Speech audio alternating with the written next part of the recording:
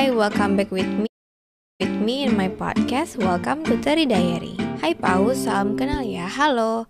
Aku baru berani buat cerita hal ini karena aku bingung harus mulai dari mana. Awal ceritanya karena aku anak ketiga dari 4 bersaudara. Sesudah kakak perempuanku yang pertama meninggal, abangku sering pukulin aku. Aku jadi samsak setiap kali dia marah. Walaupun makin kesini aku makin terbiasa untuk gak ngarepin dia bakal balik lagi dan sayang sama aku. Tapi sebenarnya aku masih butuh sosok abang buat bimbing dan ngerangkul aku. Aku gak sekuat itu buat terus-terusan terbiasa. One day aku ketemu sama seseorang lewat telegram. Terus aku panggil dia abang. Dia selalu puji dan bangga karena dia punya adik kayak aku. Katanya aku adik kesayangannya. Dia tuh kayak my biggest support system in virtual world lah intinya.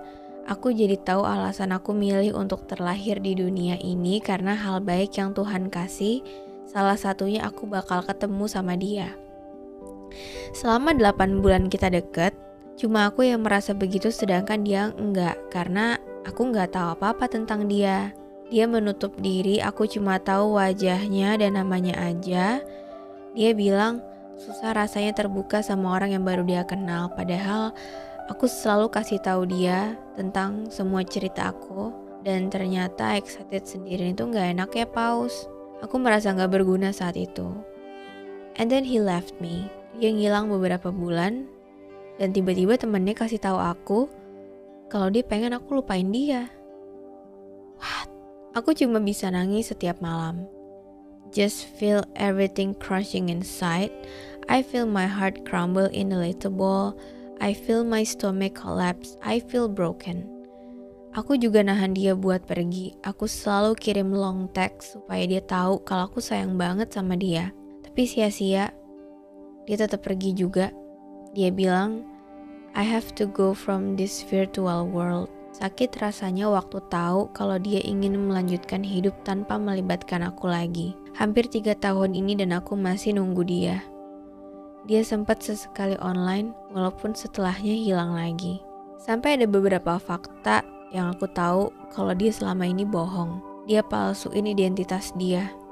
Dia gak mau aku kenal dia versi real life-nya. Lebih tepatnya, mungkin dia gak percaya sama aku saat aku udah kasih semua kepercayaan aku ke dia. Sampai di titik ini pun aku udah gak bisa marah. Yang aku mau cuma dia balik lagi. Bodoh emang, aku yang salah dari awal. Aku yang sayang berlebihan sampai aku lupa kalau kami tetap bakal jadi orang asing. Bulan lalu, I let him go.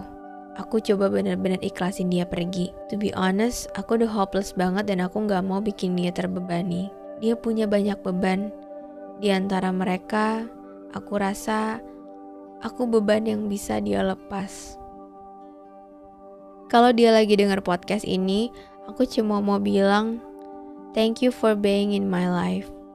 Abang tahu kan aku masih sayang sama abang. Bukan masih, tapi selalu. Terima kasih sudah menjadi salah satu bagian dari kisah yang melekat. Aku bangga sekali sama abang. Memilih perlahan untuk gak mengharapkan kamu lagi is another level of pain. Dan aku juga ingin minta maaf karena mungkin kamu pernah merasa terbebani dengan rasa sayang yang aku tempatkan di kamu.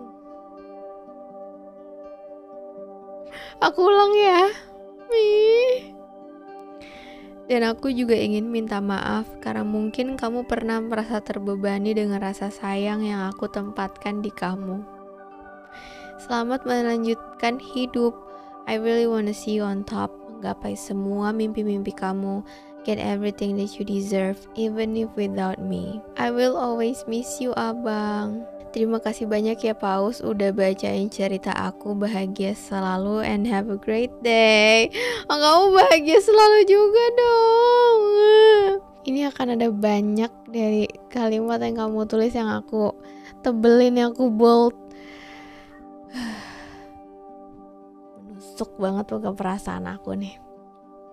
Mana panggilannya abang lagi, jadi inget si abang bedul. Oke. Tapi emang campur aduk banget lagi pas baca Teri Diary yang ini. Karena yang namanya patah hati itu emang gak kenal tempat ya. Mau itu di virtual atau yang di depan mata, mau yang udah ketemu langsung atau yang baru di dalam room chat aja. Karena perasaan kita tetap bekerja kan. Perasaan kita tetap turut serta kan di dalam perjalanan itu yang entah apa namanya. Jadi walaupun virtual, perasaan kita kan gak ikutan virtual. Perasaan kita beneran nyata.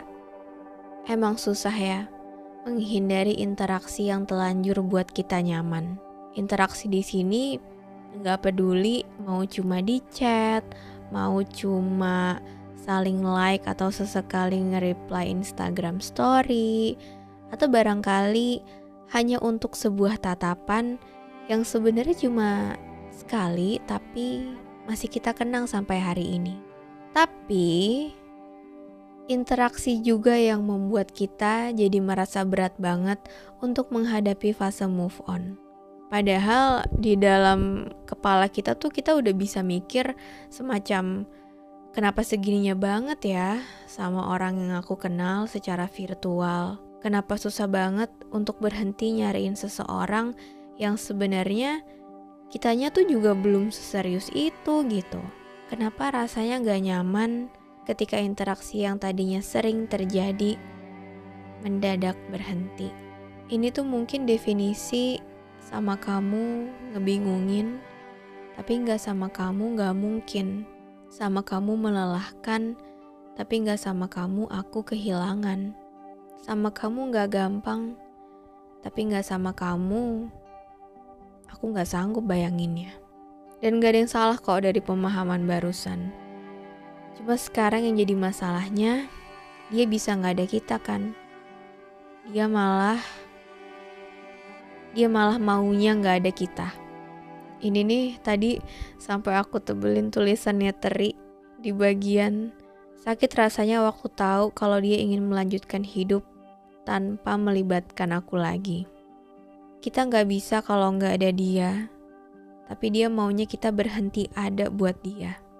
Dan untuk beberapa saat, kita gak tahu tuh mana yang lebih sakit. Diusir dari hidupnya atau melihatnya pergi begitu saja. Tapi kayaknya kalau udah kayak gini, sama besar ya lukanya. Well, buat beberapa orang, berhenti berharap itu jauh lebih menyakitkan daripada berharap sama sesuatu yang gak pasti.